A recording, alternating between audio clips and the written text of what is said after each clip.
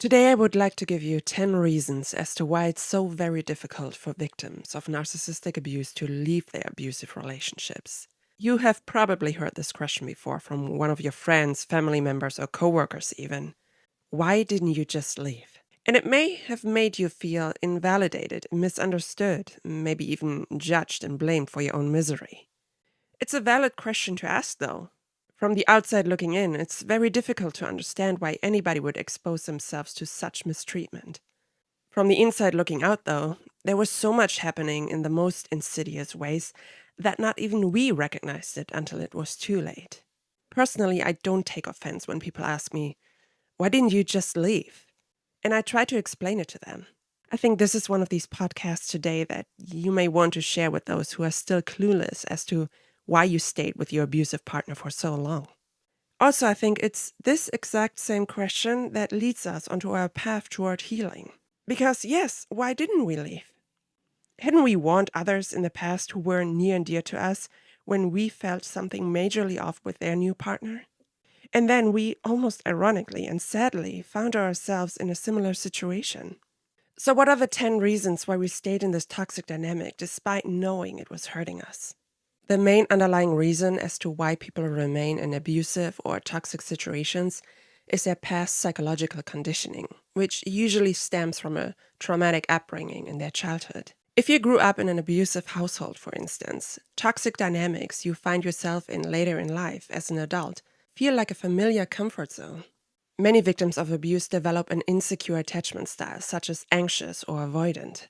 In any case, they are far from being secure, which would guarantee them a set of healthy boundaries and most likely peaceful and harmonious relationships with other secure individuals. Instead, your past conditioning makes those who are secure and grounded feel boring to your nervous system.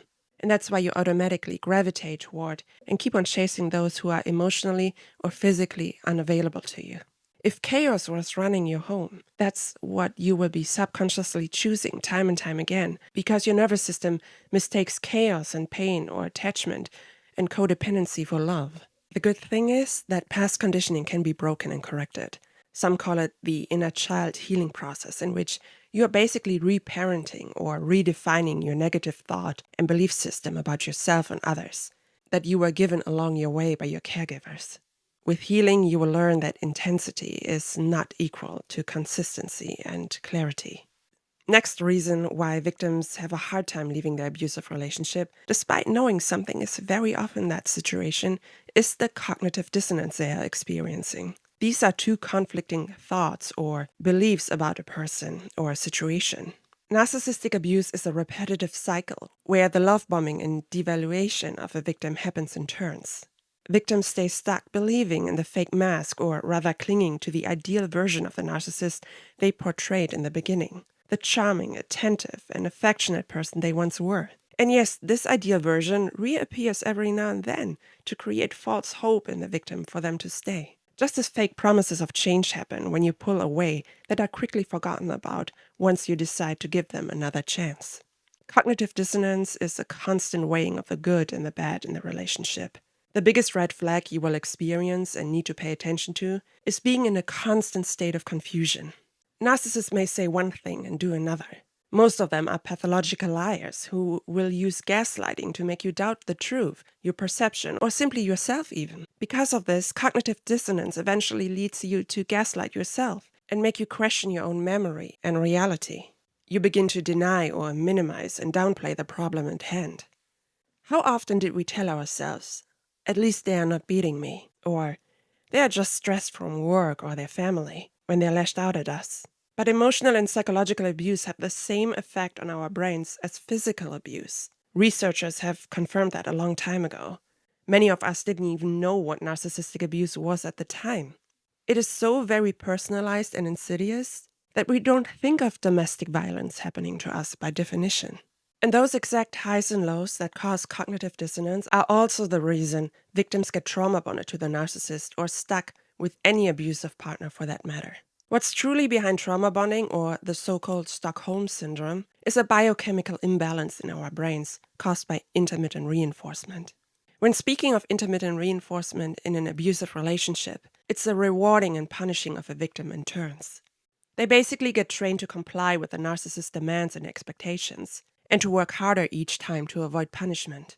It's the same reward system or addiction you will find in gamblers at a casino, who won't give up to win that jackpot while creating one loss after another. Living in such anticipation or survival mode and hypervigilance at all times inevitably changes the structure and composition of our brains. The stress responses that come with it, while the narcissist is rushing you through the highs and lows to the extremes between excessive attention and withdrawal, cause an addiction to dopamine, serotonin, adrenaline, cortisol, or oxytocin. It's to no surprise that some refer to trauma bonding as love addiction. And with every addiction, survivors will also experience similar withdrawal symptoms when going no contact that you normally experience after severe substance abuse. It's due to that exact reason why it often takes victims 7 attempts to finally walk away from their abusive partners for good. Reason number 4. Victims may experience shame and guilt when they want to leave their abusers. Quite often, that guilt is caused by overt threats the narcissist has been making. For instance, they may have told their partner that they are going to kill themselves, or even them if they make an attempt to leave, or they resort to physical violence, maybe not just toward them, but also their children, pets, or other people close to them. Narcissists are not good at dealing with rejection. To them, it's not about losing their partner, but the power and control they had over them and the supply they got out of the relationship. Susan Forward, the author of the book Emotional Blackmail, coined the acronym F.O.G, F.O.G, which stands for fear, obligation, and guilt. Victims constantly weigh their options out of fear of either leaving or staying or other actions they are considering to take. But they always come back to the same conclusion, that they are obligated to do what's right by their abusive partner out of guilt toward them or the possible consequences for abandoning them in whatever way, shape, or form this might be happening. This is how codependency is built. The victim lowers their standards and priorities to always cater to their abusive partner's needs and to keep the peace at home. But as most of us know, the goalposts are always shifting in this dynamic without a warning. So pleasing the narcissist becomes a very exhausting and often unsuccessful endeavor. Next, if you're financially dependent on your partner, it's very difficult to leave for many. For narcissists, money is power, and some victims have been isolated and manipulated to quit or lose their jobs, making them not only dependent on the narcissist's sole income, but also possibly their pension later in life. Yes, in the majority of cases, you will hear that it's the narcissist who seeks out financially stable partners, because they tend to have very bad financial management skills and look to exploit others. But before I repeat myself at length about this topic, I would like to recommend you to check out my previous podcast about the 10 red flags of financial abuse in a narcissistic relationship. You will find a lot more details about the subject there than I can present here. The next reason as to why it's difficult to leave are mutual responsibilities. This could involve children or even pets, finances, a common business or property, or other common assets. It's not uncommon for narcissists to manipulate their victims into mutual responsibilities or common ownerships to keep them stuck. For instance, the victim may sign a contract in their name to pay the narcissist's bills. Just try to avoid that. Again, please check out my previous podcast on financial abuse for more details. Too often we look away from financial stability in a partner because we think money doesn't matter and love conquers all of our problems, until we find ourselves in the position of being their lifeline that pulls us under like a sinking ship. We tend to over-romanticize the idea of just being with someone and ignore that the foundation of it all is already not stable to begin with. Number 7 is the lack of a personal support system. I've talked about this quite a few times in other podcasts. Narcissists tend to isolate their partners to gain full power and control over them. Without a support system, victims have no escape. Nobody can give them a helping hand, well-meant advice, or a person in reach to make sense and validate the reality of what they are going through, meaning their struggles with gaslighting and cognitive dissonance will become so much harder for them. Narcissists achieve this by triangulating them with their closest friends or family members, or sometimes even their coworkers or an entire community who may have seen through the narcissist game and may try to warn their friend. Many victims are also too afraid to consult a third party for help, such as a doctor or a battered women's shelter, for instance. This has not always to do with potential repercussions, but much rather with the shame or guilt involved. I personally would encourage anybody to seek shelter in a situation like that. When I left my abusive relationship, I found life-saving support at a battered women's shelter, where I had access to free counseling that helped me to work on my trauma and conditioning, learn about self-respect and setting boundaries, and ultimately heal from this situation and move on. We need to let go of the stigma that comes with these shelters. You will find all kinds of women there from all walks of life. But society thinks they must be naive, stupid, or drug or alcohol addicts that got them there. Let me tell you, none of these descriptions applied to me and I went anyways. Seeking help is a sign of strength, not of weakness.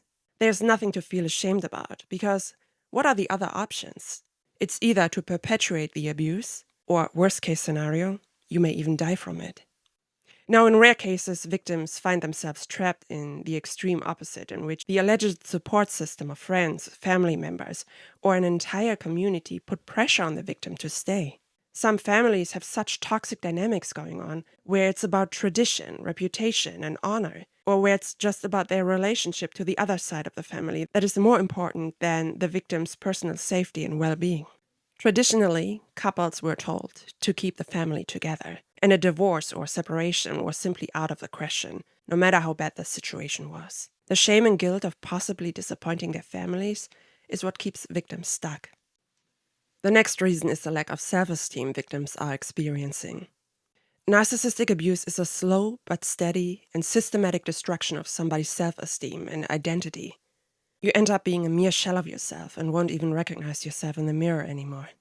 Narcissists let their victims know repeatedly how unlovable they are and that they should be glad to have them in their life, because nobody else would want to be around them. You end up feeling powerless, ugly, and too broken to even leave the house and socialize with others, because this false realization has become too embarrassing to ever be seen by another person again. At some point, you may even believe you deserve to be abused. And please don't think you're weak or a loser when you feel that way. Narcissists have a tendency to target strong and successful individuals. There is no challenge or feeling of power in it for them if they target merely weak and unsuccessful individuals. They know exactly what your prospects would be if you were to leave them. In fact, it's one of their insecurities and biggest fears of all. That's why the best revenge after coming out of a relationship with them is to simply ignore them and become not only the best version of yourself, but also successful at what you do. Second to last reason is that it's not uncommon for victims of narcissistic abuse to develop severe or even fatal diseases such as cancer or mental health issues, for instance, which ties them to their partner's care or their health insurance and financial support. But as you all know, narcissists don't care if their partner is suffering. Otherwise, they wouldn't abuse them in the first place. And don't get this wrong. They know exactly what they are doing. Narcissists, especially the malignant type, have a complete lack of empathy toward other people. Their display of love and care is nothing but a performance to maintain a false impression in public and to manipulate the people around them. There have been plenty of stories where narcissists would play the loving and caring partner in a hospital and start an affair with one of the nurses at the same time, while their actual partner, their victim of course, is lying in bed recovering, fighting for their life, or worst case, about to die. Or their partner is labeled crazy by everyone who knows them and admitted to a mental health clinic, while the narcissist starts creating the next mental case behind closed doors in another person. It's obvious who the common denominator is in this chain of events, but nobody likes to question their act. And the last and final reason on my list as to why victims may find it difficult to leave the narcissist are their faith and religion. Nobody uses, or much rather abuses, their faith and religion more to manipulate than the communal narcissist, who pretends to be a person of God and live by God's commandments. My own ex-partner was like that, and let me tell you, he broke all 10 of them, even the 6th one. Now, I won't be telling you what that means. You can look that up yourself, but it may shock you. And that's why faithful victims get stuck in a marriage with them. The shame and consequences to break their own vows would be unbearable to them. They would feel like a failure and having forsaken God. But here's the thing. Even the communal narcissist doesn't obey God's law, nor would they ever submit to one, because they want to be worshipped and honored like one. Narcissists are like cult leaders. Some of them actually are. And what people mistake for leadership or guidance is actually pure manipulation to serve them or the cult. And they will use the same unsound methods and distorted Bible verses in their marriage or relationship with others. So yeah, these were the 10 reasons why it's difficult for victims of narcissistic abuse to leave their abusive relationships. It's not that they want to tolerate the abuse, but they often feel as if they have no other choice. As I said before, statistics claim that it takes victims at least an average of 7 attempts to leave an abusive relationship, which is why being physically and mentally prepared for going no contact is essential to also stay no contact, as well as seeking support from the outside that will not only protect you, but also hold you accountable during this time. Okay, thank you very much for listening. Stay safe and have a great day.